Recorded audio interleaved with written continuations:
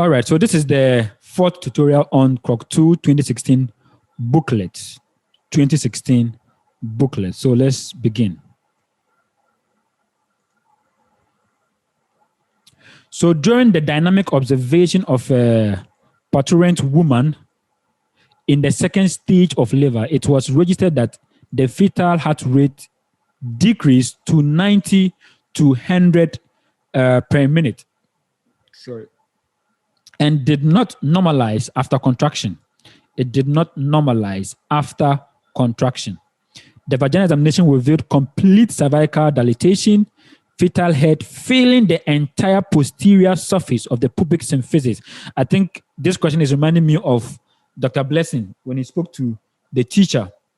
So we can be looking at something like that. The entire surface of the pubic symphysis and the sacral hollow. Sagittal suture was in the anteroposterior diameter of the pelvic outlet. The posterior fontanelle was in the front under the pubic arch. What plan for further labor management should be recommended? Should be recommended. So over here, for the fact that the baby head is already engaged, that's what we call it. We call it engagement. We call it what? Engagement. So for the baby's head to be engaged, even though the person is under distress, look at it. Decrease of what? Decrease to 90 to 100 per minute. So that means that this woman would definitely need help in pulling the baby out. Needs help in pulling the baby out. And that is why over here, we are definitely going to go in for what? For application of forceps. Minor application of what? Forceps. Application of forceps. But of course, the right forceps here would be what? The forceps minor. So over here, we are looking at A as our answer. When we talk about application of cavity forceps, you know what it means. The entire womb you are entering inside. But this is not. We just want to hold the head and put the baby out of the place or of the canal. So over here we use what? The forceps minor. Forceps minor. All right. And don't forget, for grabbing, for maneuvering, and removing what? The baby out. That is what forceps are used for. So your answer here is A. An 8-year-old girl periodically has sudden short-term heart pains, sensation of chest compression, epigastric pain, dizziness, vomiting. Patient is pale. Respiratory rate is 40 per minute. Jugular pulse is present. Pulse 185 of poor volume. BP is 75/40. That is quite low. Okay. Now, ECG taken during an attack shows ectopic P wave. Ectopic P wave. And I think we have described some of these things, or we've talked about some of these things. So that means the problem is happening at what? At the atrial section. Because P wave deals with what? Atrial conduction. So ectopic P wave. So that means there's a problem with the atrium. And look at it. KRS wave is not deformed. That means ventricular contraction is not being affected. Now, at the end of an attack, a compensatory pause is observed. The most likely cause of attack will be what? Don't forget, periodically has a sudden attack. So sudden event makes us to be thinking of what? Paroxysmal. So if it is paroxysmal, the question now is it ventricular or is it atrial? And of course, with the presence of ectopic P wave and the absence of any recognizable QRS deformity, we are definitely looking at what? Paroxysmal atrial tachycardia.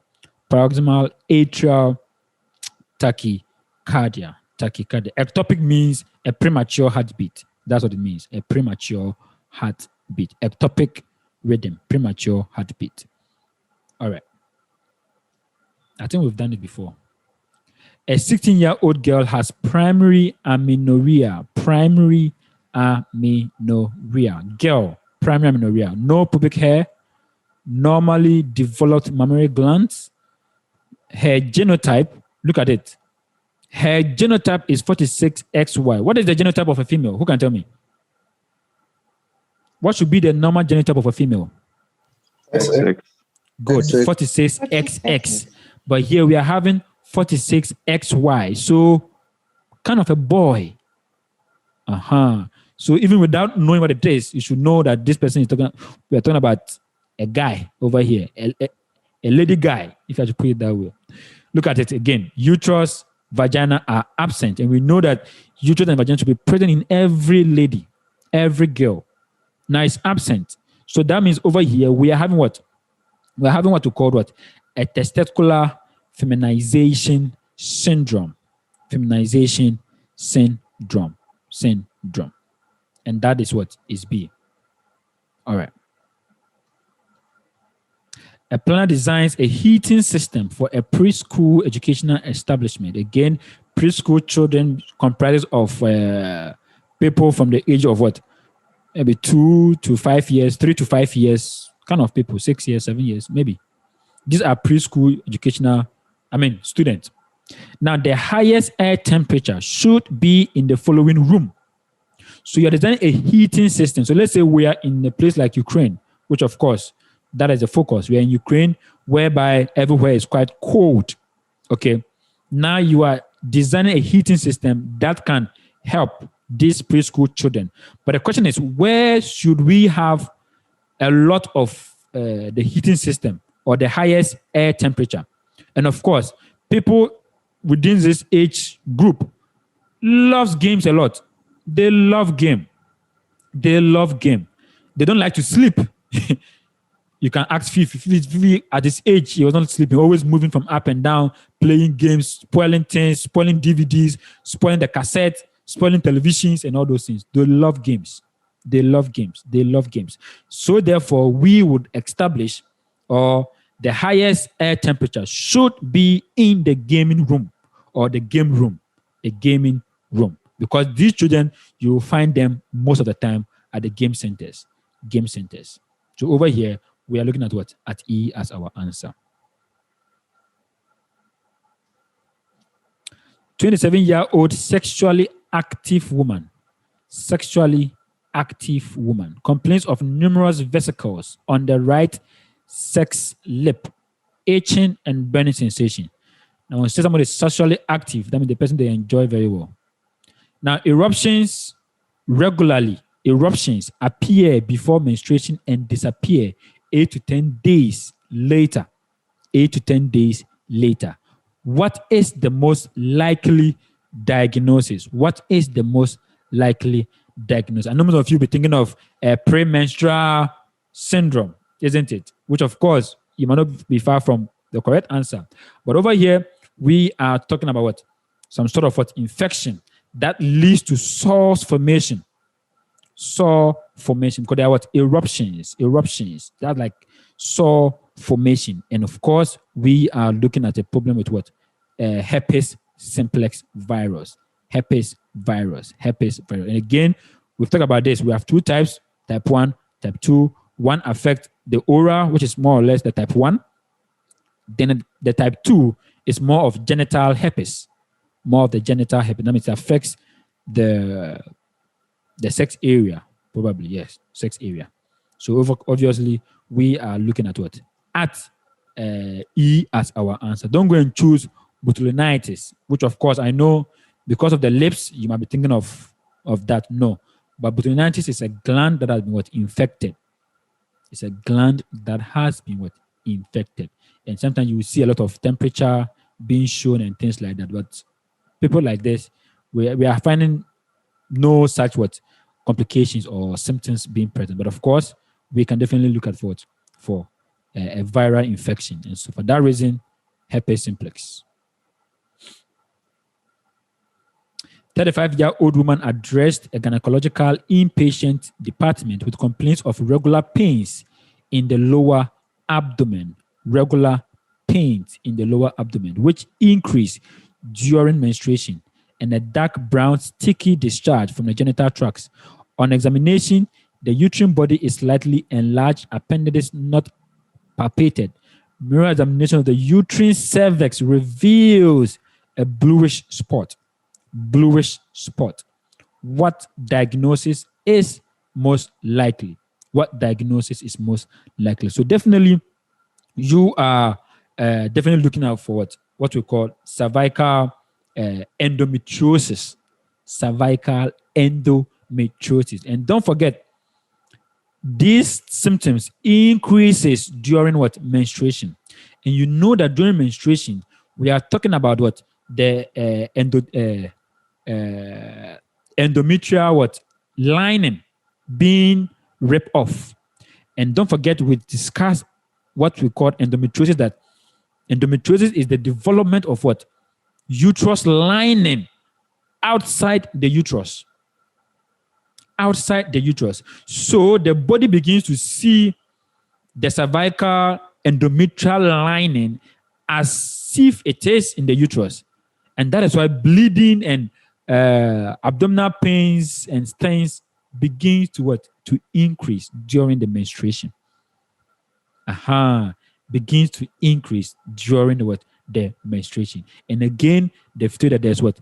This sort of a spot that are found over there. And that is why over here, we are definitely looking at what? Endometriosis. Endometriosis. And that is what we are having what? A. So we are having what? A. All right. And of course, if you want to diagnose, you can do high vaginal swab test. You can do colposcopy as a test. All of these things can help you to examine the patient to know the right diagnosis for the clients. All right. A 10-year-old patient has a history of mild bronchial asthma. During a regular checkups, the patient should be recommended. So they've even told you that the history, asthma. So anything that is going to cause asthma should be what? Be avoided, isn't it? And of course, we know that people with asthma, anything that causes asthma, we call it what? Allergic substances or allergens.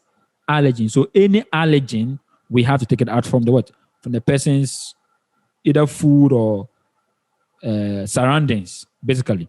So over here, we are definitely going to what? Recommend the person to avoid any allergenic food. Allergenic food or anything that is capable of causing what? Allergens. Because anytime there is what? Allergic reaction, bronchial asthma will start coming to play. So over here, we're looking at what? A. A baby was born by a young smoker. Smoker. Okay. Labor was complicated by uterine inertia, difficulty delivering of the baby's head and the shoulders. Baby's head and the shoulders. The APGAR score is 4. Which of the following is a risk factor for spinal cord injury? So first of all, who can tell me what kind of delivery it might happen in this patient where we are having difficulty delivering the head and the shoulder? What kind of thing comes to mind? Shoulder what? Dystocia. Dystocia, exactly. So in shoulder dystocia, we're having what? Difficulty delivering the head and the shoulders. And what kind of disease are we likely to find? What kind of spinal cord injury can we find? Erb's palsy. Erb's palsy. Another one? Krok. Wonderful. So your answer is what? Is A. So if you have these things at your head, definitely your answer you'll get your answer correct. No need to struggle. So your answer is A. So instead of saying shoulder dystocia, they are writing difficulty delivering of the head and shoulder. It's the same thing. Shoulder dystocia. That's all. An emergency situation at a chemical plant caused acute occupational intoxication. A doctor who received the case of acute occupational disease, a doctor who revealed the case of acute occupational disease must notify the following authorities. And of course, this is an occupational disease. And so therefore, we have to alert the authorities of the sanitary and epidemiological station people. These people must be notified because they deal with occupation, the environment, risk factors in the environment, all those sort of what thing. So over here, your answer is just in your question. So your answer is what? Sanitary and epidemiological station. Epidemiological what? Station. 27-year-old woman has been treated in a surgical department for pleural empyema for 6 good months. Pleural empyema. So when the pleural cavity is filled with pus, I think that's time I described it to you guys. That is what empyema. That is empyema.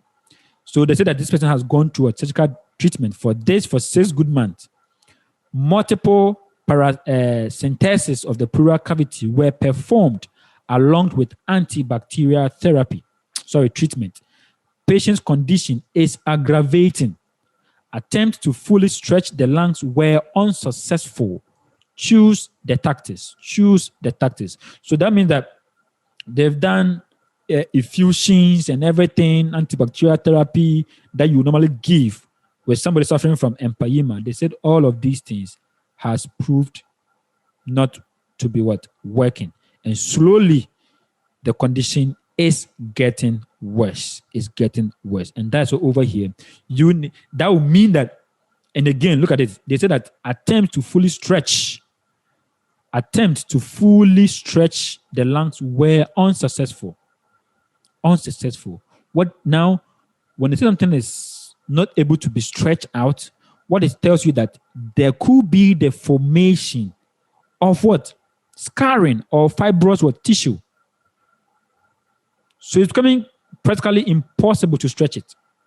And don't forget, the lungs is a way having an elastic membrane whereby it can. That's why when you breathe in, it expands. When you breathe out, it recoils. So when this activity is limited, it means that the tissue is scarring or the lungs are scarring. And that's what over here you are going to do what we call a decortication of the lungs. Decortication of the lungs. And this simply refers to a surgical procedure done to free a fibrous capsule that has formed around the lungs. And this normally is secondary to an inflammatory process such as an infection. So when too much infection begins to take place, eventually the tissue begins to scar or form a fibrous tissue. And that makes it practically impossible to expand or for expansion to take place. So you do what? A decortication. You will do a decortication. So that's why over here, your answer should be C, decortication. Decortication. All right. A prematurely born girl is now 8 months. Prematurely born, now 8 months. She has dyspnea, tachycardia, hepatosplenomegaly, physical developmental lack, limb cyanosis. There is parasternal cardiac hump. Auscultation revealed systolodiastolic mama. Who can tell me the name of this mama? That is what? Machine, right? Machinery mama in the second intercostal space on the left. And we know definitely, without even continue, we know a machine mama normally deals with what? Deals with the patent ductus arteriosus. This is one of Nene's favorite questions. So you guys should always remember Nene for this question. So over here, we are dealing with what? Patent ductus arteriosus. Why? Because of the diastolic mama. In some question, they will mention what? Machinery-like mama. Machinery-like mama. And I know I owe Christopher for some explanation on some of these mamas, which we shall come to that. All right. 3 days ago, a boy underwent a removal of a foreign body from under a nail plate. Again, we have done this question before. Under a nail plate. 2 days later, he developed acute pulsating pain at the end of the nail bone, which aggravated at pressing. Somebody's supposed to join us. I'm not sure if the person is here. Oh, I'm coming. Just a second.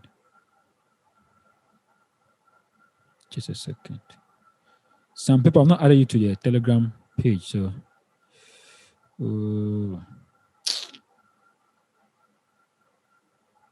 just a second.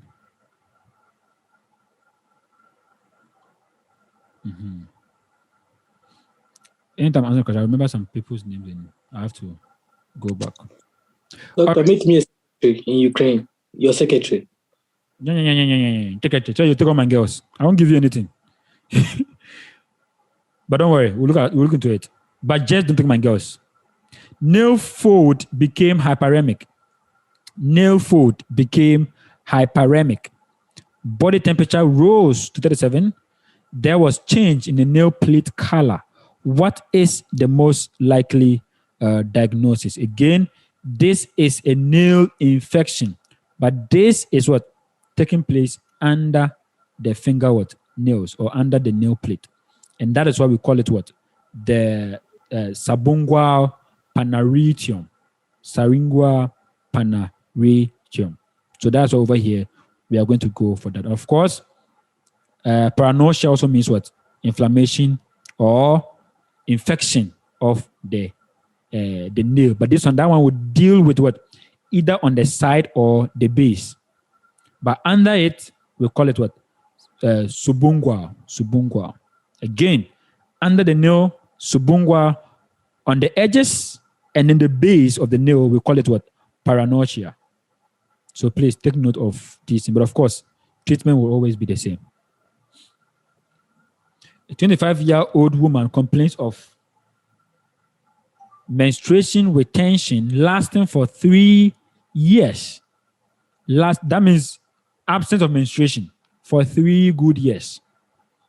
The patient explains it by a difficult childbirth complicated with profuse hemorrhage, weight loss, breathlessness, and loss of hair, loss of appetite, depression. Examination with views. Now, before we go to the examination part, what would normally come to your mind without going to the examination part? What would normally come to your mind? Who can tell me? Whereby there is no menstruation, nothing, due to profuse hemorrhage after birth. What comes to your mind? Sheehan syndrome. Sheehan syndrome. So in Sheehan syndrome, there will be what? A pathological problem, because the pituitary gland is undergoing what? Necrosis. So that is where your Sheehan syndrome comes to your mind, isn't it? So if you want to confirm, you have to go on to do what? The examination to confirm or rule it out. Either you rule it in or you rule it out. So now let's look at the objective finding. They said there's no pathologic changes of the uterus and the uterine appendages. There's no pathologic changes. Pathogenesis is characteristic of what? Pathogenesis is characteristic of this disorder. So now, already you have at the back of your mind that you could be looking at a case of what? Sheehan's, how do you call it? Sheehan syndrome or Sheehan's disease. So in Sheehan's disease, there's what? Hypoproduction of what? The hormones that is responsible for what? For menstruation perhaps to take place, isn't it? But if you look at the option over here, we're having no case of what? Sheehan syndrome. No case of what? Sheehan syndrome is given as an option in this case. Okay. And again, if it was to be so too, they will have given us more information about it. They will give us more information about it, even though it's at the back of the mind that it is a differential, which is very, very good. However, over here, we are going to be looking at what? At low production of what? Gonadotropins. Low production of gonadotropins. Why? Because we know that gonadotropins are responsible for releasing of what? Follicle stimulating hormone, luteinizing hormone, HCGs, and these are responsible for normal growth, sexual development, and reproductive what? Functions. Reproductive functions. So when all of these things are impaired, what it means is that there's low production of what? Gonadotropin hormones. And of course, all of these things must also be triggered by the brain or the pituitary and things like that, isn't it? So when things like that happens, that would mean that gonadotropin and everything will all go down. And when it goes down, of course, the action of these follicles and then luteinizing hormone will not be what? Effective, or will not be in effect. And that's over here. You are definitely looking at what? At a decreased production of what? Gonadotropins. And of course, if Sheehan syndrome was there easily, your answer was Sheehan syndrome. All right, so your answer is E. A patient in a clinical death condition is being resuscitated through mouth-to-mouth artificial pulmonary ventilation and external cardiac massage. A doctor noticed that air does not flow into the patient's airway and his head and torso are positioned at the same level. Why is artificial respiration not effective in the given case? Why is it not effective in the given case? First of all, what is your protocol when it comes to an emergency condition? And this goes to Miss Lopes. Airway, what? ABC. Breathing, ABC, airway, breathing, and your circulation. So always you must check your patency of airway. And that's the reason why someone's microphone is on. Good, yes. All right. Timothy, don't worry, I'll see you. Timothy, I'll see you. So we're having what? Problem with patency of the airway. That is why air is not passing. So always ensure that place is open. But of course, if you look at the option over here, your best answer would definitely be what? Would be tank retraction. All right. So your answer is A, tank retraction. All right. 45-year-old patient with urolithiasis had an attack of renal colic. So Alphonse, urolithiasis, you are having an attack of renal colic. What is the mechanism of the attack development? What is the mechanism? Alphonse, what's your answer? This is a good question. Exactly. So this is what? Disturbed urine outflow from the kidney because stones are blocking the flow. Stones are blocking the flow. Aha. So over here, you have what? Disturbed uterine outflow. 26-year-old woman has attended maternity center complaining of her inability to become pregnant despite 3 years of regular sex life. Examination revealed increased body weight, male type pubic hair, excessive pylosis of the thigh, ovaries dense and enlarged, basal body temp, monophase. Guy, what's your answer? I'll not even waste my time. Your answer is what? E. Exactly. Sclerocystosis or polycystic ovarian syndrome or Stein-Leventhal syndrome, anyhow you want to pronounce it. The process of open cut mining requires drilling and blasting operation. Rock and ore excavation, transportation of ore to fragmentation and sorting factories, and transportation of barren rock to slag heaps, road building and maintenance, repair works. Now, forget about all of these things. This is the question. What factor of production is most important for miner's health? Miner's health. So in miner's health, what are we looking at for? What can be the pneumoconiosis? Who can tell me? Dust in the Exactly. Excessive dust in the air. Imagine breaking the rocks, breaking the what, drilling, dust all over. And that's what these people, they easily develop what? This kind of what? Condition. Or they'll have what you call pneumoconiosis due to overexposure to dust in the air or high content of dust in the air. And again, too, you can, because of the drilling and the distance, like, they can also be thinking of what? Of a vibration syndrome, if it has to do with the hands, isn't it?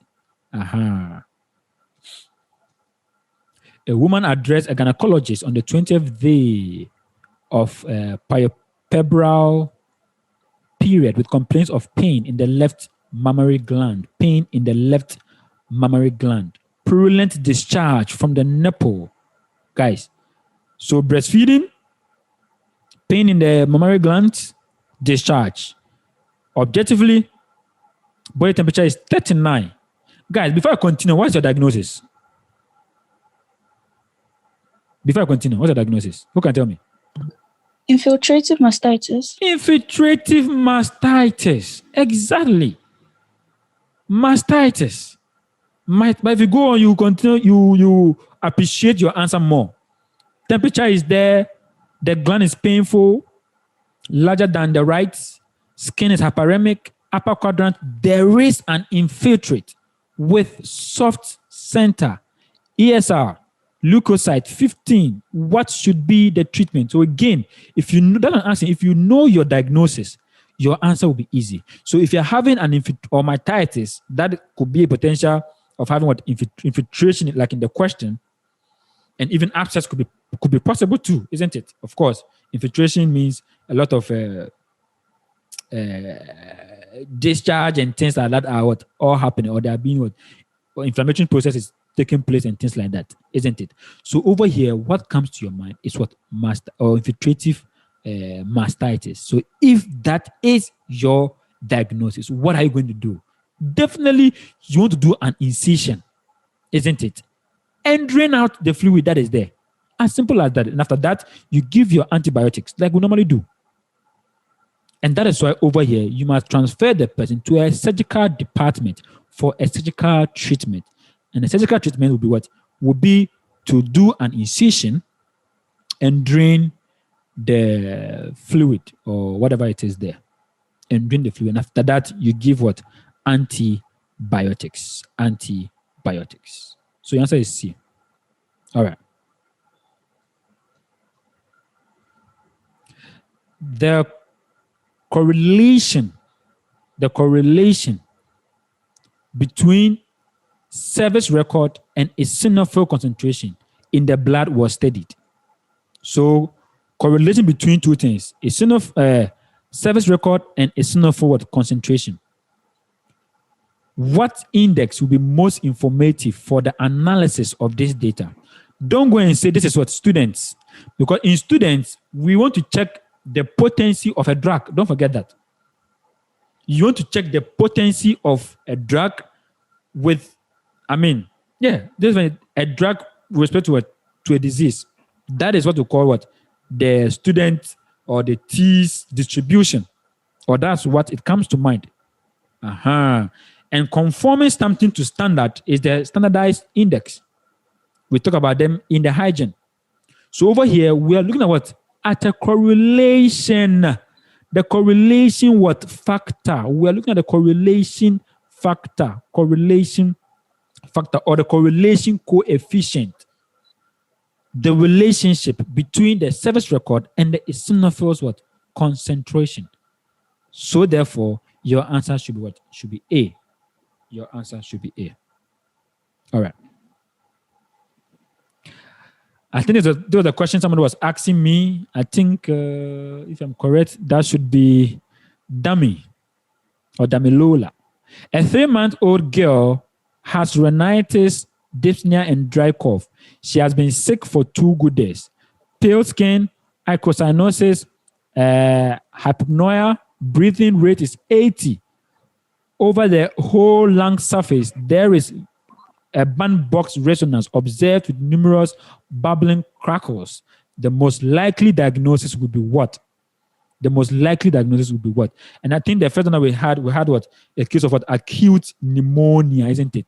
But over here, we are going to be looking at what? Acute bronchiolitis. Acute bronchiolitis. I think Nene also made that a great, added that some few things to it. So please do what to watch that video because we classify them very well between the two. And of course, pneumonia, like I said, always there will be signs of what? Severe consolidation. And that is a clue to help you with your diagnosis. All right. So here, we're looking at acute bronchiolitis. Acute bronchiolitis. And for bronchitis, forget about it. It's not common in children. Of this age. A 24-year-old patient complains of gaining body mass and increased appetite. Built of hyperstenic type, body mass index 33. Again, we've talked about the different types of what? Obesity. So 33 is what type? Who can tell me? We've talked about Type them. 1. Type 1. Good. Good. So it's what? I'm hearing type 1, type 2. What is it? Exactly, type 1. We've talked about them. Then again, waist circumference is 100. Waist to hip circumference is what? 0.9. And that Nene even clarify about the android type of, how do you call it? Android type of obesity, whereby their hips is quite, widened, isn't it? So that's kind of android type of what? Waist or android type of obesity. So again, you are looking at for what? For type 1 or stage 1. And again, they said gaining body mass and increased appetite. So that brings your attention to what? To alimentary type of what? Obesity. So over here, we're looking at alimentary, stage 1, and android type of obesity. Please, if you're confused with the different types of obesity, please and please again, watch the videos. Watch the videos. Watch the videos. So here, your answer is D. Your answer is D. All right. A 36-year-old female patient complains of general weakness, edema of her face and hands, rapid fatigability during walking, difficulty deglutition, cardiac irregularities. So first of all, again, anytime you hear of edema, what comes to mind? Give me the organs, quick. The what? Oh, quick. Kidney. The kidney, good. The kidney, the liver, great. The heart, and of course, the GIT. Fantastic. Awesome. So these things come to your mind. So when they come to your mind like that, then you now look at the next thing. Now they say there's edema on the face and in the hands, rapid fatigability, that means tiredness during walking, difficulty deglutinating, that is like swallowing, cardiac irregularities. Now, I'm not sure what the cardiac irregularities is referring to, whether it is the heart or the esophagus, the cardiac part of the esophagus. I'm not sure which one they are, or we are not sure which one they are talking about, isn't it? Because cardiac, it can be the heart or it can be the cardiac part of the esophagus, because they've mentioned what? Deglutition. Good.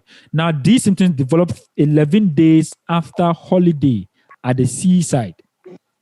Face is erythema, edema of the shin muscles. Shin muscles. You know, the shin muscles also helps. Somebody's microphone is on. Blessing, kindly put your mic on. Kindly put your microphone off. Thank you. So we have what? Edema of the shin muscles. And we know that muscles at that area also helps to push blood to the heart, isn't it? So now this is the case. These muscles are having what? Edema. That means they are also performing very well.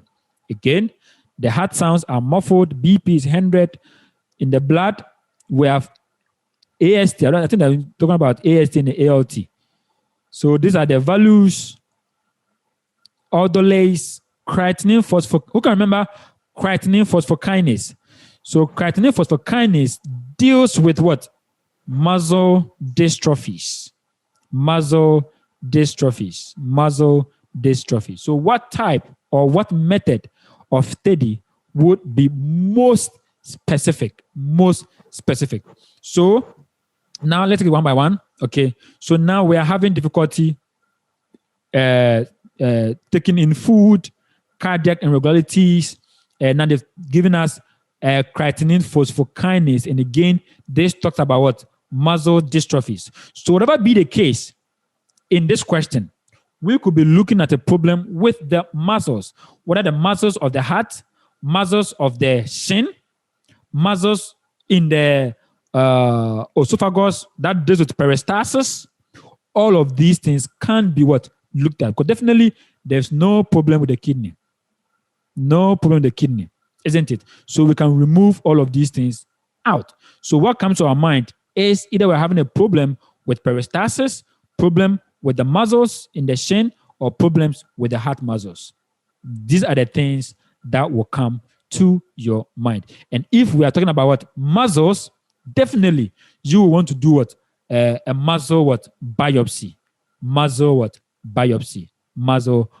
But over here, I'm looking more of a problem with the peristalsis rather than the heart. I'm looking at a problem with peristalsis more than the heart conditions. And that is why, again, we'll do what? The biopsy to help us with our diagnosis. And that's over here. Instead of going for the echo, the ECGs, we're definitely going for what? For muscle biopsy. Muscle biopsy. This will help us a lot. A 14-year-old girl has fainted during a meeting. The day before, she complains of a headache. Skin is pale, limbs are cold, shallow breathing, heart sounds are muffled, heart rate 51, BP was dropping, abdomen soft, meningeal symptoms were negative. So that means that there's no problem with what CNS, technically, isn't it? Now make the provisional diagnosis. So of course, a person fainting during a meeting can be more or less be classified as what? A collapse or a syncope. Syncope. So this could be what? A syncope state or a collapse. Just put water on the person will come back to life again. All right. So over here, we are looking at what? At a collapse. So this will be what? Will be E. This will be E. This will be E. Fainting, collapse, syncope, they all mean sort of the same. And again, what could be the result of the fainting or the collapse could be because of what? The low BP. Because anytime there is a low BP, it means the brain is sort of devoid of what? Of blood or oxygen. And when it is devoid of oxygen, the only way to serve as a protective mechanism is to collapse or to let me know that you need a medical attention. So you begin to faint. And this is just transient. You'll come back. All right, so the answer is E. For the last 15 years, a 48-year-old patient has been working at the factory producing synthetic resins. Lately, he has been complaining of significant general fatigue, headaches, frequent urination, predominantly during the day, and red color of urine. But look at it. What complication of benzene nitro compound poisoning can be suspected? So again, they've told you that what one way that they told you the cause of whatever that's happening to the patient, isn't it? And that's what benzene intoxication. Benzene intoxication. That was suspected. So if you're suspecting benzene intoxication, what can you be thinking of as a possible complication from this intoxication or from this poisoning? Of course, the last time I mentioned that benzene, one way or the other, has or increases the risk for urinary bladder cancer. I tell you the last time, benzene increases the risk for urinary bladder. It also can cause leukemia. It can also cause leukemia. So obviously, over here, our best bet will be malignant tumor of the urinary bladder. All right. A 60-year-old woman developed weakness, vertigo, rapid fatigability during the last year. Recently, there have been dyspnea and paresthesia observed. Skin and the mucous membranes are pale and ecteric. The lingua papilla are smoothed out. Liver and the spleen situated on the edge of the costal arc. Blood hemoglobin is 70. Erythrocyte 1.7. Color index 1.2. Macrocyte. Guys, what comes to your mind? This is what? Oh, this is supposed to be vitamin B12. B12. Exactly. So this is B12 deficiency. So your answer here is what? Should be A. Sorry, should be. Now, I don't know which one. It's vitamin B12. Okay, it's B12. They didn't put values. Maybe this will be B6.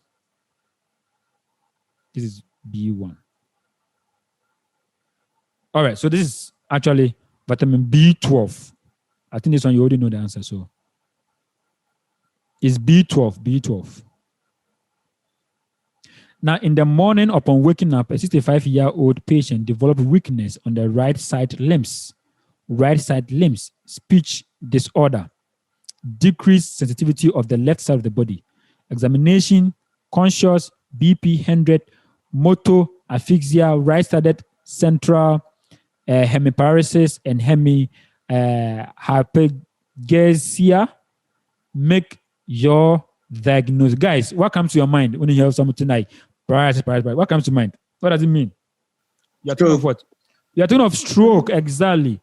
You are thinking of what? Stroke. And of course, with stroke, the one that normally happens most at times is ischemic stroke, especially when there's no history of trauma, history of brain injury, history of hitting the head on something.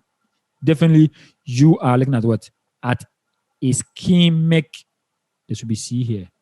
Ischemic what? Stroke. Because we have two types of stroke. We have what? The hemorrhagic, which means bleeding, or ischemic stroke. But over here, we'll be dealing more with what? Ischemic stroke. Ischemic stroke. So over here, we can be looking at what? C as our likely answer. All right. The objective of a statistical study was to find out the extent of seeking medical care by the population. So statistical study to find out extent of seeking for medical care. Okay. Now, for this purpose, 300 residents of the area were interviewed. Information was collected by means of special questionnaire. What method of collecting information was used by the researchers? So as a doctor, what do you do to get information from your client? Who can tell me? Anamnesis. Exactly. So from the analysis, from the history, exactly. So the history taking is what we call what? The anamnesis. The anamnesis. History taking. You take history. Doctors, we take history. So your answer is what? C. History. Anamnesis or anamnestic. All right. 57-year-old woman complains of having a sensation of esophageal compression, palpitation, difficulty breathing during eating solid food, occasional vomiting with a full mouth, wet pillow. Even if I continue, if you know your answer. Sign at night for the last 6. So that there's wet pillow at night for the last 6 months. Body temperature is 39. Height is this. Weight is 72. X-ray reveals considerable dilatation of the esophagus and its constriction in the cardiac part. What pathology of dysphagia? So what pathology is most likely to have caused the dysphagia in this patient? Guys, what's your answer? And let's go. Your answer is what? Your answer is what? Achalasia. Achalasia. Exactly. Achalasia. We've talked about these differentials, carcinoma, we've talked about them. So please don't get confused with all of these things. Apart from the history, look at the X-ray examination. They always point your attention to something. Weight loss, they all point your attention to something. All right. A 25-year-old man complains of pain in the lower third of his left thigh. Lower third of his left thigh. Someone said something, no, I've forgotten. Which occurs both with and without physical exertion. So there is pain, lower thigh, whether there is exertion or not, there is pain. Possibility of trauma is denied. I think we had a debate on this question. Either Christopher or Timothy, one of you. Objectively, the skin color is normal. Pastosity and pain can be detected with deep palpation. Knee joint is reduced. X-ray of the distal femoral metaphysis shows an area of destruction and a speckle. Immature cells, no signs of inflammation. What is your most likely diagnosis? And this question goes to Christopher. Christopher, what's your answer? Quick. Osteogenic. Sarcoma. Exactly. We talked about this. We talk about the Ewing. We talk about osteogenic. We talk about what osteomyelitis. We talk about all of these things. I think in 2015, we talk about it in the booklet. 2015 booklet. So please, yes, do well to go through them, guys. Do well to go through them. All right, we talk about them. Okay. A 30-year-old woman suffers from polycystic renal disease. Polycystic renal disease. She has been admitted with signs of fatigue, test, nocturia, diuresis up to 1,800. So, guys, apart from this renal disease, what is this telling you? What is this telling you? Diuresis 1,800. That is a lot, anyways. Nocturia, test. What comes to mind? What disease comes to mind? Sorry? DM. DM, diabetes. Diabetes comes to your mind, guys. Good. So BP is 200. Blood, erythrocyte is 1.8. Hemoglobin is low. Analysis, specific gravity, leukocyte 50 to 60. Erythrocyte, creatinine, potassium. Glomerular filtration rate is 10. What tactics would be the leading in the patient's treatment? Even if you don't know all of these things at all, know this glomerular filtration rate. The normal glomerular filtration rate is about 90 to 120. So having filtration rate of 10 should tell you that this person is having what? A kidney failure. This person is undergoing a kidney failure. And again, what is your best treatment or management for kidney failure? You are thinking of what? Hemodialysis. Hemodialysis. So your answer is D. Hemodialysis. All right.